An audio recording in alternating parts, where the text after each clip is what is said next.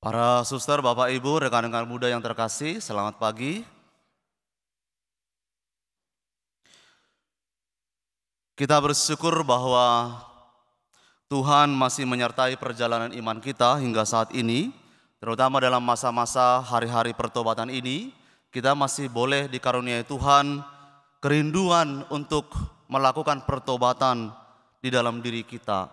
Meskipun mungkin kita tidak selalu berhasil, mungkin kita jatuh, mari kita bangkit untuk melanjutkan pertobatan kita. Saudara-saudari yang terkasih, iman itu sejatinya memampukan kita untuk melihat hidup ini secara lebih mendalam. Iman itu memampukan kita untuk menyadari kerapuhan, kelemahan, dan dosa-dosa saya di hadapan Tuhan. Dan juga di hadapan sesama. Dengan kesadaran semacam ini sejatinya kita tidak akan mudah untuk menuduh orang lain lebih buruk daripada kita atau menuduh orang lain lebih berdosa daripada kita. Sebaliknya kita akan lebih melihat dengan lebih bijaksana, dengan lebih dalam tentang diri kita dengan segala kelemahan dan kerapuhannya, kedosaannya, lalu mencari upaya bagaimana supaya kita ini dengan ketidaksempurnaan kita boleh perlahan-lahan menjadi sempurna lewat pertobatan. Kebenaran ini para saudara-saudari yang Yesus wartakan kepada kita dalam Injil hari ini. Ketika banyak orang datang kepada Yesus mengatakan, seolah-olah mereka mengatakan, lihat di sana ada banyak orang Galilea yang terbunuh, yang darahnya itu dicampurkan dengan kurban lalu dipersembahkan. Lalu Yesus tidak menjawab itu. Yesus hanya ingin menegaskan kepada mereka, sang kamu orang-orang Galilea ini lebih besar dosanya daripada orang lain karena mereka mengalami nasib demikian. Tidak, kataku kepadamu, tetapi jika kamu tidak bertobat, kamu juga akan mengalami akan binasa dengan cara yang sama. Dan ini saudara-saudari disampaikan oleh Yesus sebanyak 2 kali kepada mereka untuk mengubah pola pikir mereka. Supaya mereka menyadari bahwa saya tidak lebih baik daripada orang lain. Supaya mereka tahu bahwa yang menyelamatkan itu adalah pertobatan, bukan hal yang lain. Yang perlu diusahakan dalam hidup beriman itu adalah pertobatan. Bukan soal melihat saya lebih baik daripada orang lain atau tidak. Saya melihat perbuatan orang lain itu jelek, buruk atau tidak. Tapi apakah perbuatan saya ini adalah sudah sungguh-sungguh baik, berkenan bagi Tuhan atau tidak? Saudara-saudari yang terkasih, dosa memang dalam iman kita, dosa itu ada banyak ragamnya. Ada banyak bobotnya, ada tingkatan-tingkatannya. Tetapi gereja mengajar bahwa dosa sekecil apapun dia berpotensi untuk merusak hubungan saya dengan Tuhan, dengan Anda, dan juga dengan lingkungan. Berpotensi.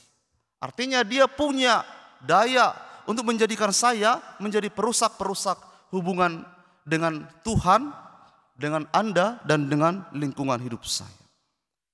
Maka semakin orang membiarkan dirinya dalam dosa, dapat dikatakan bahwa dia mendatangkan kemurkaan Tuhan atas dirinya. Demikian sebaliknya bila orang mau bertobat dalam bentuk apapun, sekecil apapun, mendatangkan belas kasih Tuhan atas dirinya. Sayangnya para saudara-saudari, saya dan Anda sekalian lebih seringkali karena kelemahan manusiawi kita lebih memilih untuk hidup dalam dosa. Barangkali bukan dengan kesengajaan, tetapi kita mengabaikan hari-hari pertobatan kita dan membiarkan diri kita ini hidup dalam dosa. Biasanya orang lalu mau bertobat itu ketika mulai menyadari atau mengalami dampak dari dosa itu. Ketika dosa itu sudah menjadi akibat, sudah menjadi konsekuensi, sudah menjadi masalah yang ditimbulkan, lalu ada kerinduan, oh saya mau bertobat. Padahal para saudara-saudari, pertobatan itu tidak harus orang sudah jatuh dalam dosa, sudah harus menjadi akibat dari dosa itu. Pertobatan itu bisa diantisipasi, juga bagian dari antisipasi.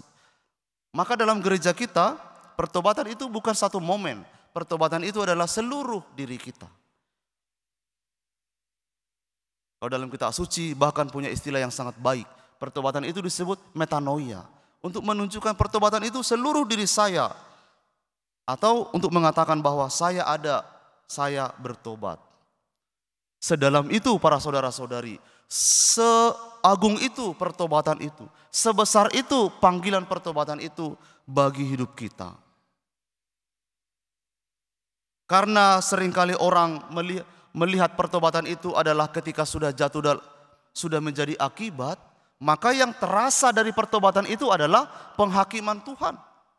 Yang terasa dari hari-hari pertobatan itu adalah seolah-olah penghakiman, saya berdosa, saya dituduh berdosa, saya harus buat penitensi ini, buat penitensi itu. Padahal bukan hanya itu para saudara-saudari. Yang mau diwartakan oleh gereja ini, yang mau kami wartakan para imam ini kepada Anda sekalian, bukan penghakiman. Tetapi yang kami wartakan itu adalah kerahiman Tuhan. Kemurahan hati Tuhan kepada Anda. Supaya dengan itu umat beriman ini punya harapan. Bahwa ternyata dalam lumpur dosa sekalipun saya masih punya harapan dalam Tuhan. Lewat gerejanya. Saudara-saudari, Bapak Ibu yang terkasih, mari kita sadari sungguh-sungguh bahwa tidak ada dosa yang sebesar apapun yang tidak dapat dipulihkan oleh Tuhan. Yang tidak dapat diampuni oleh Tuhan. Mari kita dengarkan apa yang dinubuatkan oleh Nabi Yesaya. Yesaya itu pernah menubuatkan kepada bangsanya yang hidup dalam dosa itu, sekalipun dosamu merah seperti kirmisi, akan menjadi putih seperti salju. Sekalipun berwarna merah seperti kain kesumba, akan menjadi putih seperti bulu domba. Saudara-saudari, ini kebenaran dari kerahiman Tuhan, kemurahan hati Tuhan bagi umatnya, bagi orang yang mau percaya kepadanya. Dalam Tuhan yang ada adalah kemurahan hati, pengampunan, bukan sebaliknya. Tetapi pertanyaannya, adakah kita seperti dikatakan dalam kitab suci, adakah pada suatu saat hari Tuhan itu datang, adakah kita ini, saya dan Anda sekalian, terdapat sebagai hamba-hamba yang setia kepada Tuhan? Terdapat sebagai hamba-hamba yang punya hati rindu untuk bertobat, rindu untuk dipulihkan dengan Tuhan. Maka saya ingin mengajak Bapak Ibu saudara-saudari, mari kita lanjutkan pertobatan ini. Pertobatan ini indah, pertobatan ini memberi damai dan sukacita. Kemudian lihatlah para saudara-saudari, perumpamaan yang Yesus wartakan hari ini. Memang agak berbeda, pohon anggur dan ara dikatakan. Tetapi untuk menunjukkan kepada kita bahwa ketika Tuhan itu datang, lihat pohon ini, saya sudah datang ke sini tapi tidak ada buahnya. Tidak ada buahnya. Dia punya hak saudara-saudara untuk menebang pohon itu. Dia punya hak, dia pemilik. Dia bisa memotong itu sekarang. Tapi itulah hati Tuhan. Hati Tuhan tidak sekeras hati manusia. Keputusan Tuhan tidak sesaklak keputusan manusia. Tuhan masih dapat dimohonkan kemurahan hatinya. Seringkali saya dan Bapak Ibu lebih kejam daripada Tuhan ketika ada orang membutuhkan pertobatan. Tuhan tidak melihat pertama-tama dosa kita, tapi melihat kemungkinan Anda mau berubah atau tidak. Maka ketika pengurus kebun itu mengatakan, Tuhan berilah waktu setahun lagi, mungkin tahun depan dia berubah, mungkin juga tidak, ya kan? Tapi berilah waktu. Saya akan mencangkul sekitarnya, saya akan memberi pupuknya. Dan kalau tidak berbuah, tebanglah dia. Saudara-saudari, lihat betapa indahnya pengampunan itu, betapa indahnya pertobatan itu. Selalu ada ruang, selalu ada pintu yang terbuka bagi kita. Tapi apakah saya mau Anda sekalian melangkah pada pintu itu atau tidak? Saudara-saudari yang terkasih, hari-hari ini banyak orang memberi reaksi pada kebijakan-kebijakan publik, kebijakan pemerintah. Ada yang memberikan masukan, kritik, dan yang lain-lain. Itu hak mereka, itu hak Anda sekalian. Tapi saya ingin mengatakan, mari kita melihat. Apakah kita juga tidak sedang melakukan hal yang sama? Kalau kita melihat ada sebuah ketidakadilan lewat keputusan itu atau lewat kebijakan itu, mari kita bertanya juga, apakah dalam diri saya, pikiran saya, perbuatan saya, keputusan saya, baik dalam keluarga maupun komunitas, jangan-jangan saya juga sedang melakukan ketidakadilan yang sama, ya kan? Bisa jadi. Maka para saudara-saudari, mari kita melihat ke dalam, pertama-tama bukan hanya keluar. Kalau kita adalah juga melakukan yang sama, mari kita seperti dikatakan Yesus, bertobatlah, perbaikilah, evaluasi dulu. Buat dulu pembaharuan, mari kita buat dulu pembaharuan diri kita, baru kita memperbaharui yang di luar diri kita.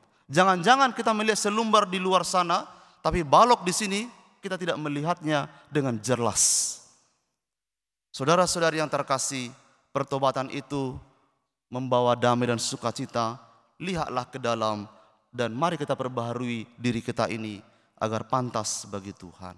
Tuhan memberkati.